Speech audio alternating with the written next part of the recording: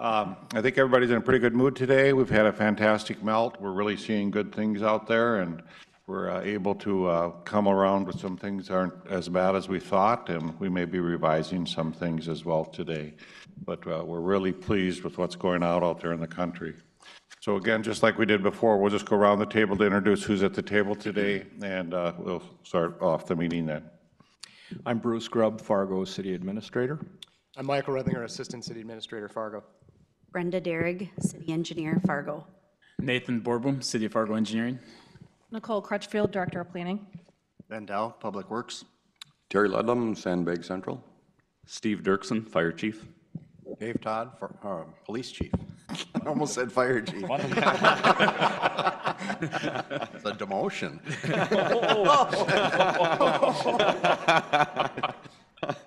Missy Eisness, Fargo Public Schools.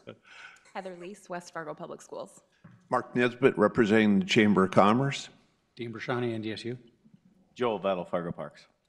Darren Anderson, Wing Commander, North Dakota Air Guard. Benson, Cass County Engineer. Robert Wilson, Cass County Administrator. Jesse Johnner, Cass County Sheriff. Bernie Dardis, City of West Fargo. John Strand, Fargo City Commission. Tim Mahoney, Mayor of Fargo. First of all, I want to thank all the volunteers that showed up last week. We had the schools there. We had a lot of volunteers as far as the business community as well, and we had a great Sandbag Central experience. We got sandbags we needed, and we're very pleased about that. Especially fun to watch the middle schoolers trying to figure out the bags and the speed and what goes on and be able to visit at the same time. Bruce, you want to make a comment? Thank you, Mayor. Well, first off, what a difference a week makes. At our first flood meeting a week ago, Greg Gus from the National Weather Service gave us a presentation on their probabilistic forecast that came out on March 15th. And it had some noticeable numbers in it. Having been around this for 30 years, I noticed those numbers. For example, the 50% probability of a 38-foot crest on the Red River. That gets our attention around here because of our experience. And then Thursday of last week, the weekly snowmelt report came out, and in that report, it talked about maybe less of a threat than we thought, earlier predictions. And so that caused us to pause and put into practice what we said we would do on Monday. It's easier to ramp down than ramp up, and so we thought, based on updated information, it seemed appropriate to ramp down.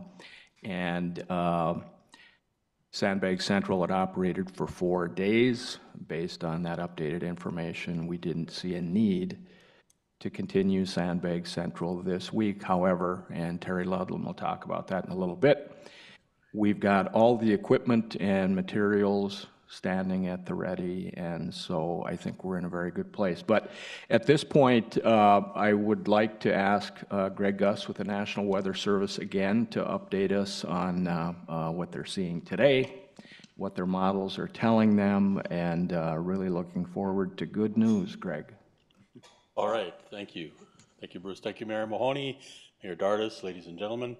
Yes, good news. So I'm on our web page, and let's see if I can operate this from here.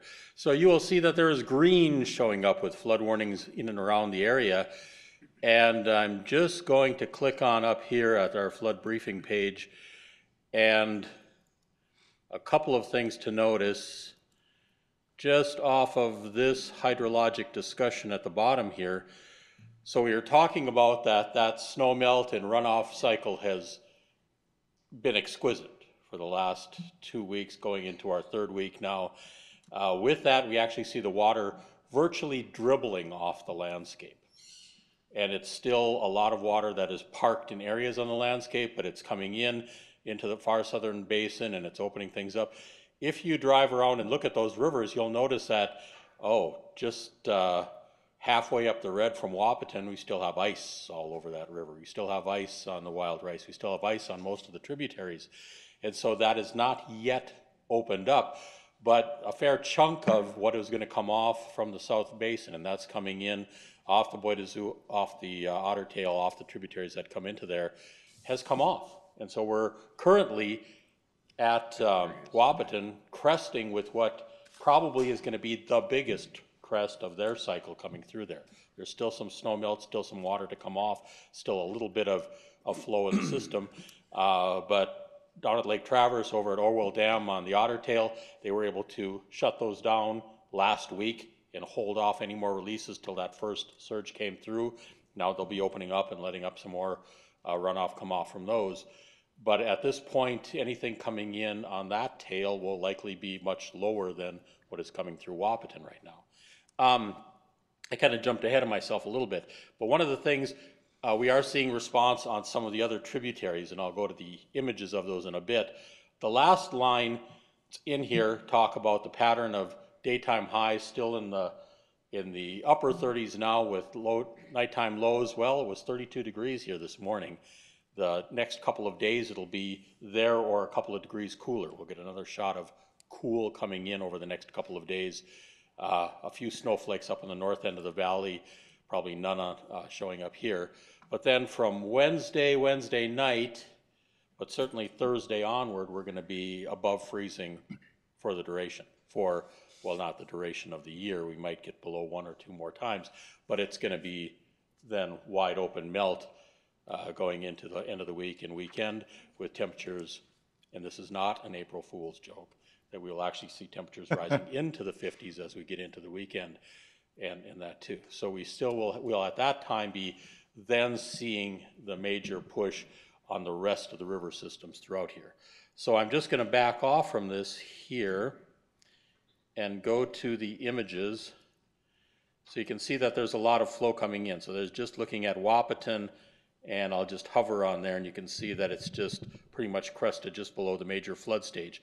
A notation again to remind us that at Wapaton now there is also, right at this time, there's about 3,000 cubic feet per second that's bypassing that on the Breckenridge diversion that comes in north of town. So if this was a regular pre-Breckenridge diversion, you would see that up around 16 and a half, 17 feet at this point, but that's taken some off there.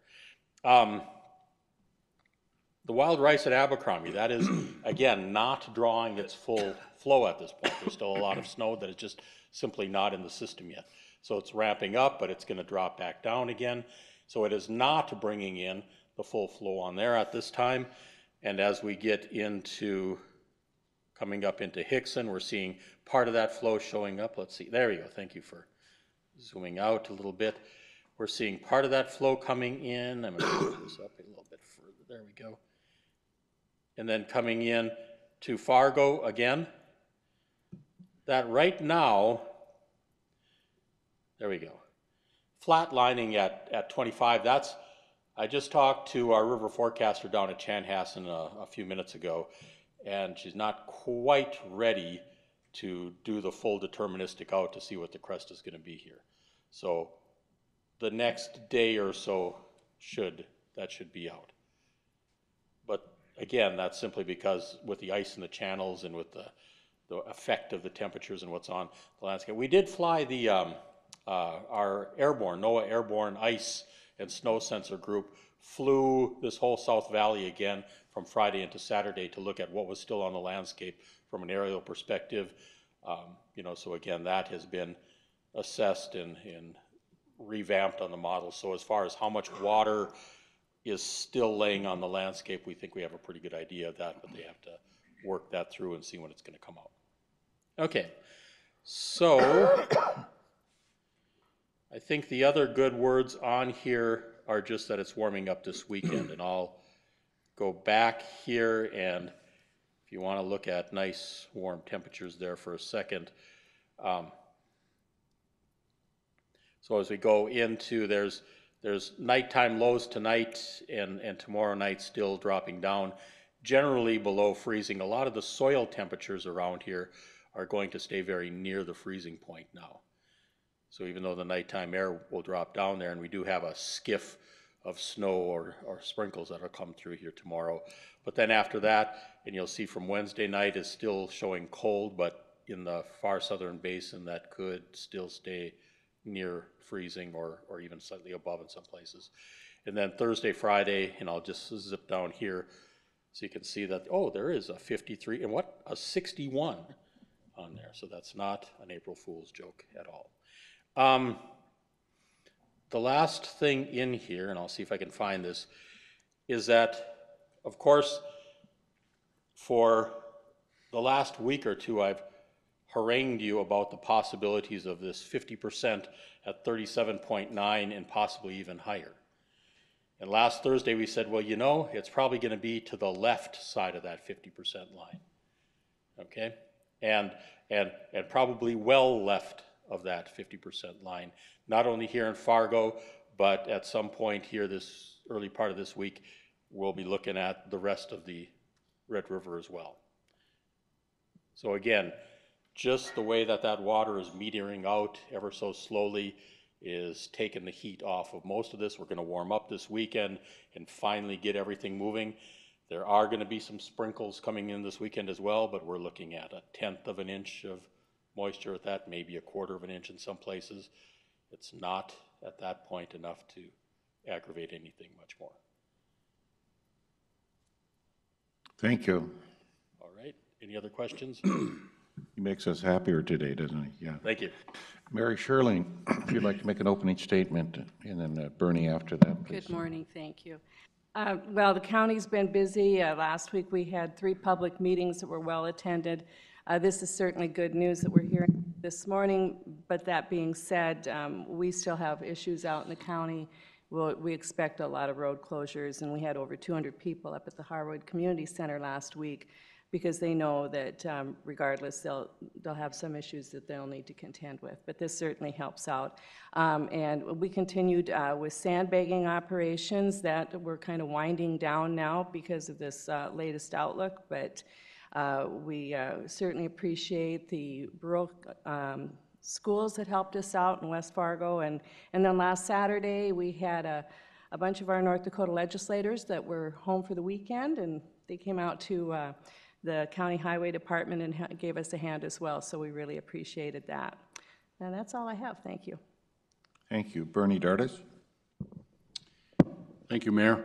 I'd like to extend a thank you also to Commissioner Sherling and Cass County Engineer Jason, excuse me, and Robert, all of you. West Fargo continues to monitor the Cheyenne River. The ice thickness is a bit of a concern for us because of the small river channel that we do have, the potential of ice jams, that type of thing. Ashtabula did release a quantity of water. We've had that come through the city last Wednesday and Thursday. We were monitoring that as to how the effect would have on the ice, as to how much heaving it was going to do or how much breakup it would be. But all in all, we're very comfortable. I'd like to send out a shout out to Dustin Scott, our city engineer, Pierre Freeman, our emergency services, and Chris Brungart, our public works director. All of these people have worked very diligently in making sure that we are prepared as well for any needs that we might have. Again, when you deal with the Cheyenne diversion or you deal with the Cheyenne River, it's going to be ice jams that's going to be our biggest concern. We have done tours from the from the Horace Inlet all the way north north of town, and we're comfortable with that other than the thickness of the ice. Thank you, Mayor. Thank you. And I see Levi Bachmeyer's here from the governor's office. Do you want to say anything from the governor, Levi? Take that podium there, please. Yeah. Yeah, we the governor took a trip out to Fairview, Montana, just last Wednesday to survey some of the damage that had been done as the Yellowstone had experienced some ice jam flooding. We continue to monitor the situation across the state very closely. The highest area of observation and concern continues to be the Red River Basin, particularly as it comes through Fargo. The governor declared a statewide emergency for flooding last Wednesday, and so is able to mobilize the National Guard, utilize state assets, and will be eligible to apply for federal disaster declarations if certain thresholds, public infrastructure damages are met. And so we stand by and ready at the state level to support the flood fight as things continue to move forward. On the funding side for the diversion, we'll continue to work with the House appropriators as the water bill continues to move through that process. We imagine that it will likely come to a floor vote in the next 2 weeks or so, and continuing to advocate for the full funding that was included in the governor's executive budget recommendation. Thank you very much. Appreciate you being here. Bruce? Yes, that brings us to the revised flood fighting strategy that I talked about just a moment ago. From the City of Fargo's perspective, I first want to express my sincere thank you to the early volunteers that showed up last week out at Sandbag Central. We were fortunate. We had over 3,000 volunteers show up over that 4-day period and produce nearly 400,000 sandbags. And so I'm really proud to be a member of this community, a member of Cass County and this region. Particularly like to thank, in addition to individual volunteers, the middle schools that came out, the universities, obviously, and the business community. So I hate to say this, but we all had a lot of fun out there last week. And there were some long faces when we said we were going to close it down, but I think that's really a positive news. So as I mentioned a little bit ago, it truly is far easier to ramp down a flood fighting effort than ramp up. So based on the information that was just provided by the National Weather Service, that's exactly what we're going to do in Fargo. County has arguably a little bit different type of flood fight, and so I'll go to Jason in just a moment. But in Fargo now, we have sufficient sandbags and clay identified, so we will hit the pause button and stand at the ready if called upon. Terry will talk about Sandbag Central. We're going to leave it set up. If we have to throw the switch on that, we'll do that. But we're in a stand at the ready, wait and see point in the flood fight in Fargo. And with that, Jason, you can talk a little bit about the county. You have some interesting things there that we don't even have to deal with directly in Fargo. So. Right. Yeah. Thanks, Bruce. So, just like you, we're looking at some better flood levels out there, but we still have some concern, especially out on these tributary rivers.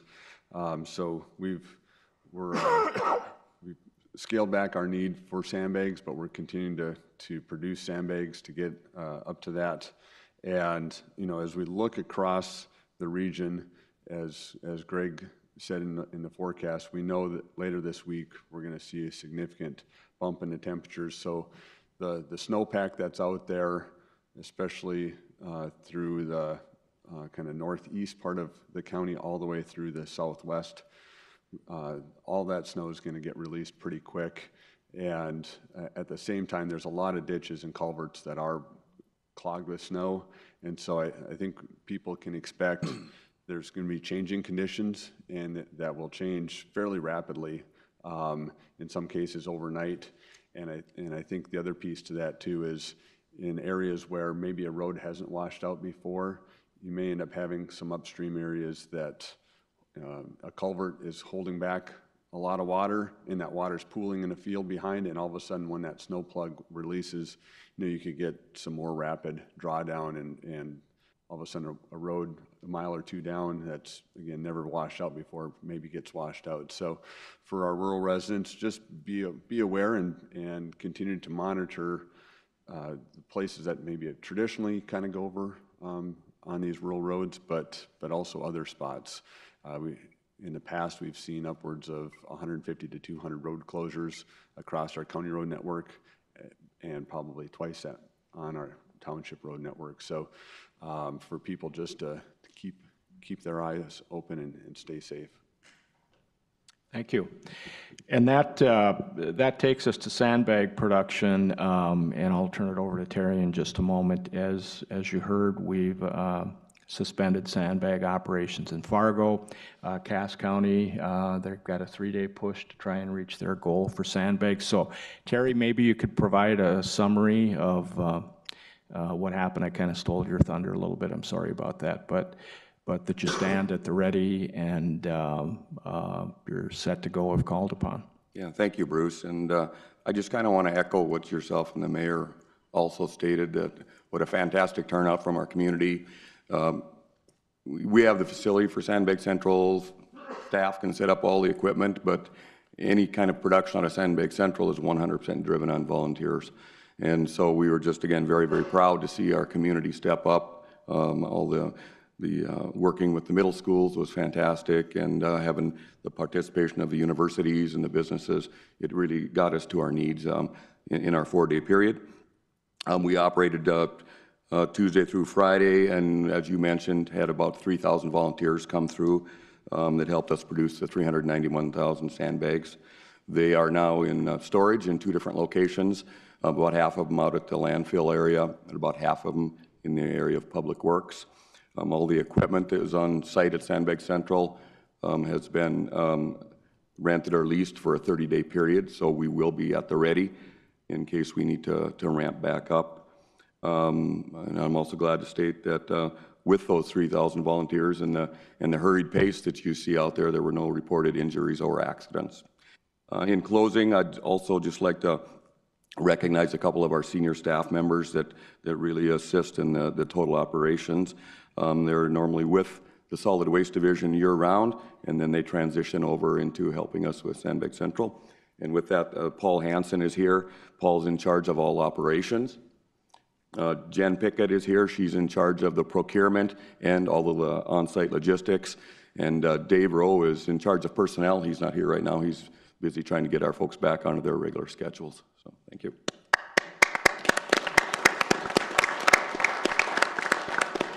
Look a lot more relaxed today. Thank you, Terry. And Jason, one last follow-up. County continues to produce sandbags for 3 days this week, and you're at a point, you've got a goal. Maybe you want to talk about that a little bit.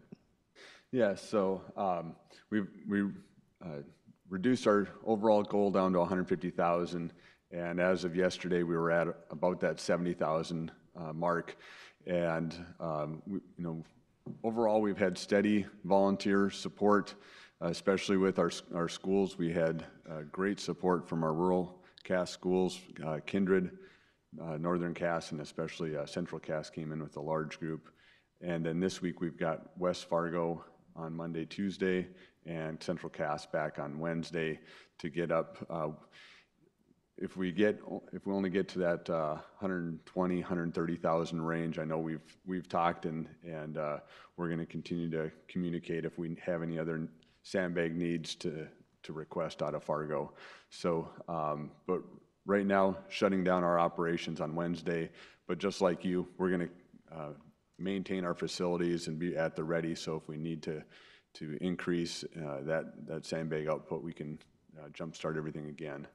But at this time, we're not looking for any volunteers. We're just going to run Monday, Tuesday, Wednesday during those the times where the schools are already coordinated, and we'll go from there. Thank you. And then I was on the phone with Ben Dow on Sunday talking about all this good news, and he said, "Hey, Bruce, I better remind you we still have a flood fight on our hands because the entire storm sewer system of the city is closed off at the river, and so we will be 100% reliant on pumping that system to keep it dry." And so that was a good reminder. That is absolutely true. We also have a sanitary sewer system that relies heavily on the storm sewer system being pumped down. And so, Ben, do you want to talk about that a little bit? Yeah, thank you, Bruce. With the updated forecast, things are looking really good. But as we see our nice warm temperatures come in this weekend, we'll see a lot of runoff taking place. By this weekend, we'll be 100% dependent on pumping within the city of Fargo with our 73 lift stations. What that means is any rain that could come in could inundate that system, and we could see some pooling of water on our city streets, which in effect could affect our sanitary sewer system. So When we're closed off to the river, as we are right now, and moving in through the weekend, it always brings a concern to us of a fear of rain. With that comes the fear with our wastewater system taking on extra water if the streets do become inundated with some water out there. So Jim Haushauser from the wastewater plant can talk a little bit about our sanitary sewer system and our treatment process up at the plant if we have those issues. Yep. Good morning. Thanks, Ben. Yeah, currently as we sit today, we are seeing some increased flows going through our sanitary sewer system. It's very manageable. It's something that we see all the time this time of the year, and we are quite used to it. In fact, our flood preparation is very similar to what we see in the summertime at the wastewater plant for heavy rain events and that type of deal. So our guys have been through the drill quite a bit. One reminder, today's the deadline for seasonal waivers for some pumps to be discharged outside rather than into the sanitary, so it'd be good to get that extra water out of the system as well. So, thank you. Thank you, Jim. And one of the other things Ben reminded me of this weekend is the potential for portable flood wall deployment. And for the first time in history, the flood wall, first NP, you correct me if I'm wrong, but the public may see something that they haven't seen before. And what can you tell us about that? So we will be installing the flood panels beginning this morning at the Oak Grove area. We like to get it in advance. That will see water touching it at about that 35, 34 foot mark on river gauge. So we like to have it in. We don't like to wait for the last second. We want to make sure nothing goes wrong. We will move on to Elm Street at that point because the road closure is already in place because the water's up on there. So we'll go through the practice and put it in and make sure everything works good there. As we move down to the south down the river corridor, we'll move on to 2nd Street. That beautiful new flood wall out there, we'll be closing up the walkway pass and putting it in place. We will hold off on the 1st Avenue closure. However, at some point, once we've crested and things are settling down a little bit, we will go through. If we even don't have to put that 1st Avenue, we will do a road closure for a day and put that in place. That's a requirement as part of our Corps of Engineers to do that once every 5 years. So we'll have all the tools in place and we'll go ahead and install it and document that and get that through. And then we'll move down to Main Avenue and do our Main Avenue closure on the walking path there. So the flood panels will go in place. You know, 2nd Street is a very good thing for the city of Fargo. Generally in the past, when we saw the water 30 feet and rising, we would be putting clay out there because the water will touch that flood wall at 34, 35 feet. Thank you, Ben. And I got so excited over the forecast, I kind of got ahead of myself a little bit. So before I go to volunteers and logistics, if I could back up to the flood fighting strategy a little bit. I left out Nathan Boerboom and Jason Benson, and they worked all weekend on slides, and I skipped right over them, and I apologize for that. But start out with Nathan in Fargo. Got a couple of public meetings scheduled this week, and then have kind of a revised strategy looking at clay emergency levies or the potential for. So Nathan. Yeah, absolutely. We still will be holding the 2 public meetings I mentioned last week. First one will be here tonight at the Fargo Dome. Open house starting at 6:30, presentation at 7, and then our second one at the same time will be tomorrow down at Centennial Elementary School. In addition to being there,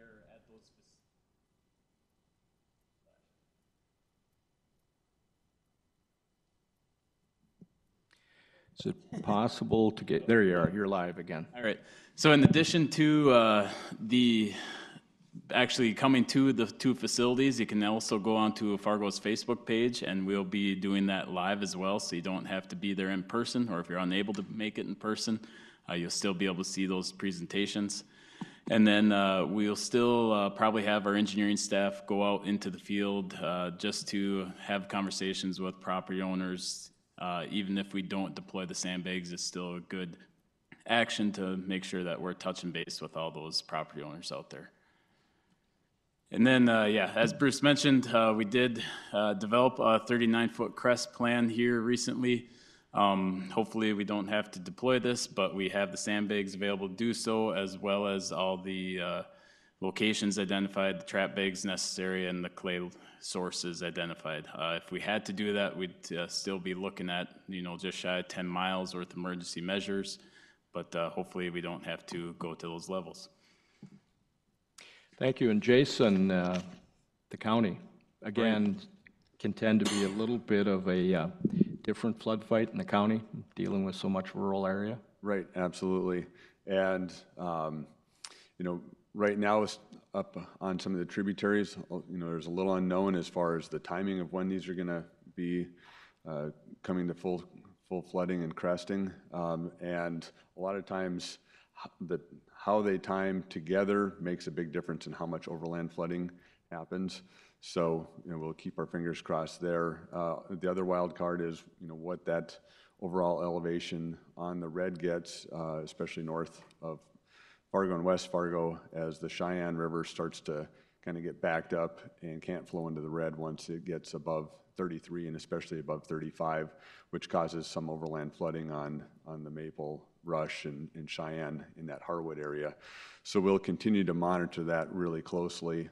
One thing with this picture, I want to point out this new resource that we've got with our Sheriff's Department and the UAS, Red River Valley UAS team that he's got members on. So when we do have roads get overtopped, we can get an aerial picture of, or view of what exactly is happening to that water and how extensive some of these road washouts might be. All right. Then when it comes to our sandbag deployment, we're going to start getting sandbags out to people both south of town in the Stanley Township area, as well as north of town for Reed Township, Harwood Township, and those rural subdivisions along the Cheyenne, Maple, and Rush rivers. And then we also have the ability to get out and get some survey crews on site to give homeowners some survey elevations as to what they should be looking at for how to protect based on the Harwood gauge on the Cheyenne River or the Fargo gauge on the red. We remind people that we're not going to tell you what to protect to. That's a personal decision and personal risk, but we're going to provide all the information we can to make sure they can make a good educated decision on how many sandbags to put down. People can still come in and purchase bundles of sandbags for 1,000 bags for $100, and then we'll deliver a load of sand, and then we'll be, like I said, we'll be pushing out filled sandbags to these rural communities and subdivisions and a handful of individual rural residents as well. Goal of 1,000 sandbags to them. It's based on conditions. So if they're down a narrow driveway or kind of smaller road that doesn't have a turnaround point for a semi, we're not going to be able to get in and get them maybe get them the filled sandbags, but we'll try our best to get them bags and/or sand in a bundle. All right, and then finally, just like Nathan mentioned, some revised levees. Right now, we've got a number of our other levee areas are protected in and around the 41 feet.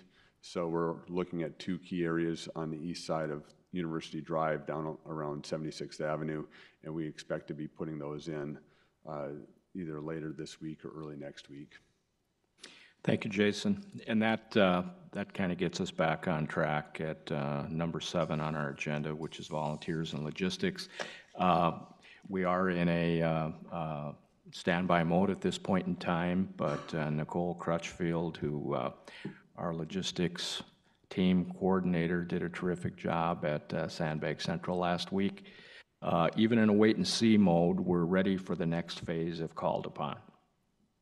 Yep, just wanted to thank First Link, Salvation Army, and Red Cross for all their work last week. We couldn't do it without them.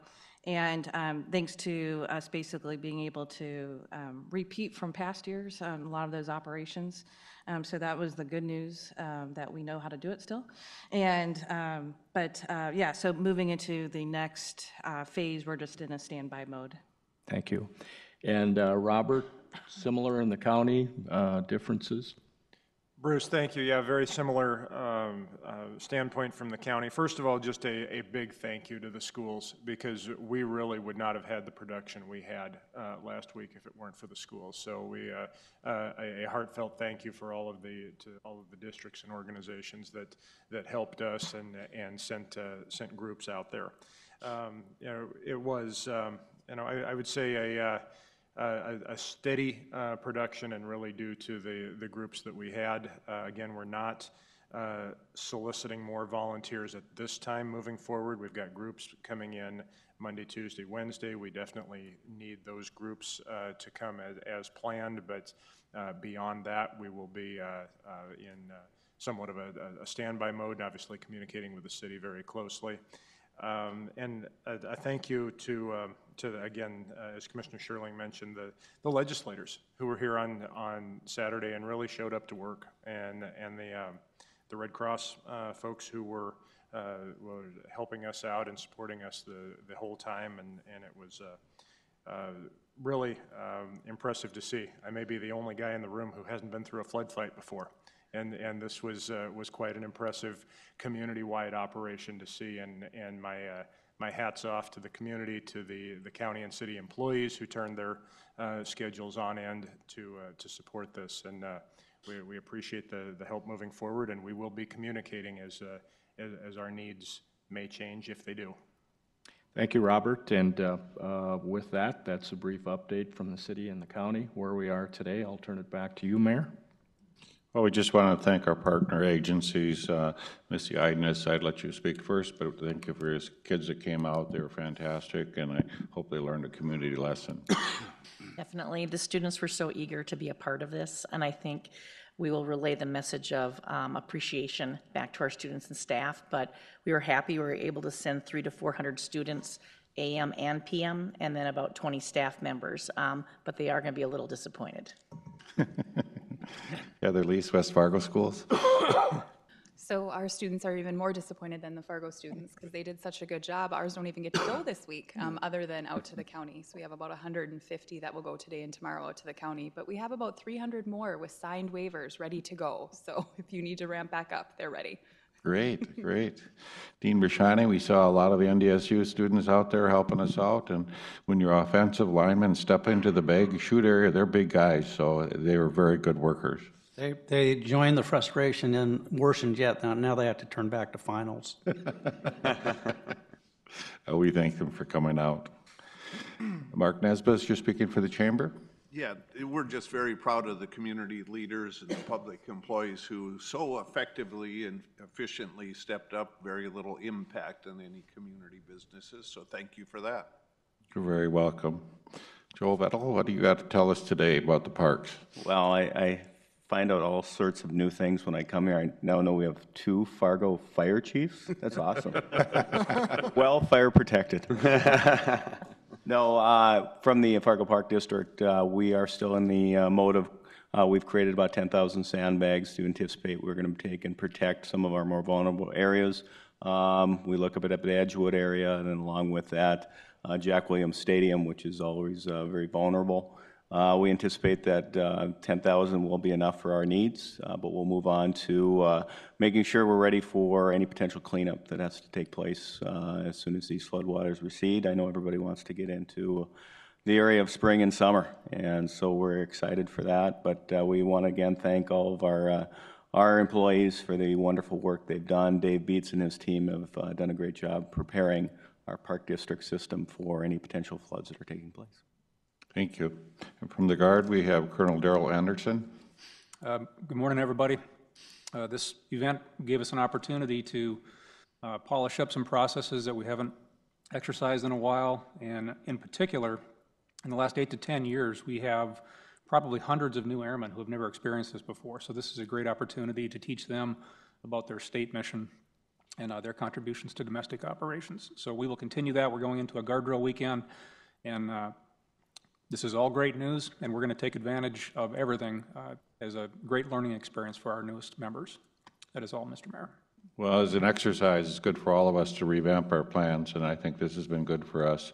We prepared for a heavyweight flight, but it's going to be a light heavyweight fight, basically. And Chief Dirksen, the fire chief, you had some comments to make about safety. I do want to compliment the fire department. You had a lot of new guys on the line that had never done a flood fight before, so it's fun to see that happen, and they learned a lot about our community. But you had a little concerns of what's happened in the nation and what we need to be aware of. Yeah, just as a general reminder, and thanks, Mayor. You know, with as the floodwaters rise, curiosity gets out there. The weather's going to start turning nicer. People are going to be more active and doing things. So, just have that high level of suspicion of what might be going on out there. Be careful if you're going out by the river or anything like that to go look. I know a lot of people want to go out and drive around. Please don't drive through any water. As if we have issues with a rain event in town, Ben has already identified that there's going to be some spots in the streets that are going to pool up with water. Just don't go through those things. Be safe. We've seen some, incidents around the country with the flooding that's happened over the last couple of weeks, where rescues have had to been made, where lives have been lost, and we definitely wouldn't want to see that around here. So be careful. Some of the retention ponds will start to fill up as well, and there might be some curiosity around those. So just make sure you're watching out and being safe during the next couple of weeks while this event unfolds and as we ramp down. Thanks. Thank you. Word of the day is cautious optimism. We're very encouraged by the weather reports and what's been going on, so I think many of us are very pleased what's happened in the last week. We'll continue to go forward to be prepared for whatever comes at us. Bruce, what about a meeting next time? Well, a week ago, we were pretty certain about scheduling this meeting. We would like to stay with a to be determined. We'd like to see that first deterministic forecast come out, as Greg mentioned, could be as early as Wednesday, and then based on what we see there, determine the need for future meetings. So just stay tuned. Thank you, everybody, sincerely for attending today. This is a good news day. It's not a bad news day. And so maybe you could ask Commissioner Strand if he has any thoughts, observations. John, you're usually not shy, so do you have a closing comment as well? Thank you, and thanks everybody out there. We should have a big block of wood to knock on because we've gotten a pass today and this season, but and it goes without saying the community rises to the occasion when our floodwaters are coming at us. But I'd like to comment too that there's folks out there who think that there's disappointment that we're not getting the flood that we expected, and I can't imagine anybody saying that there was hope that this would be politically expedient to have a flood come our way to accelerate the diversion discussion. And I don't want to throw a bucket of cold water on our efforts here, but you look at this room, it couldn't be further from the truth that people were hoping for a flood and that there was some expediency to it and that there was some value to getting a flood. It just needs to be said that we are prepared, and we all know if we weren't prepared, then we'd really have some serious issues in our community for why wasn't our city ready and our county ready? Why weren't our leaders there and in advance expecting this? So hats off to all of you and to all of your folks and to all your volunteers and to the community we live in for what they do and deliver and the heart they have for each other. So it's just a great fight, and I hope the next few weeks cooperate. Mary Shirley, any closeout? In fact, you're going to some meeting on the diversion today, right, to hear a court opinion? So we are, and we're hopeful that we can quit going through this little exercise every once in a while. This is a tremendous amount of time and effort and cost to our entire community and county every time we have to do this. We are the largest metropolitan area in the state. Our social services department is nearly 30% of the population of the needs for social services in the state. And while we're going through a flood, our social services director is in charge of volunteers. That's not what he should be doing. And we are all diverted from the important work that we have to do. I look forward to the day when we can sit back, hopefully in 6.5 years, and watch the river run through it and not have to go through this again. So yes, we are going to Minneapolis today, and hopefully we'll have a good result from that. that hearing, and we'll, hopefully we'll get a good result from our North Dakota legislators in supporting us financially as we wind up with the legislative session this year. And we'll move forward, and we'll have protection like the rest of the Red River Valley does. I know I'm on a board with Red River Basin Commission, and talking to my friends in Canada, they certainly intend to operate their diversion again this year, and it's a marvelous thing, and they've saved billions of dollars with having that project up there. They've expanded it once and operated it many times, and it's been a lifesaver for them. So I'm excited to get going. Hopefully it'll be this year. Mayor Bernie Dardis. The cooperation and communication and the engagement from the entire community, both sides of the river, including all cities, has been amazing. From the Chamber of Commerce to the school districts, it makes one very, very proud to be a resident of this community. I think that there's one thing that has been neglected this morning, and that is thanking some very key people sitting beside me. Mayor Mahoney and Bruce Grubb, Mary Sherling, Robert Wilson, Jason Benson, Nathan, and Brenda, and Nicole. There's been a lot of thank yous going out to all of you wonderful people that are here. But Mayor Mahoney, I'd like to thank you and Bruce for your leadership. Thank you very much. Thank you, Bernie. Well, that's it. Any closing comments, Bruce? Or No, stay tuned, stay positive. Okay. Thank you, everybody. Appreciate it.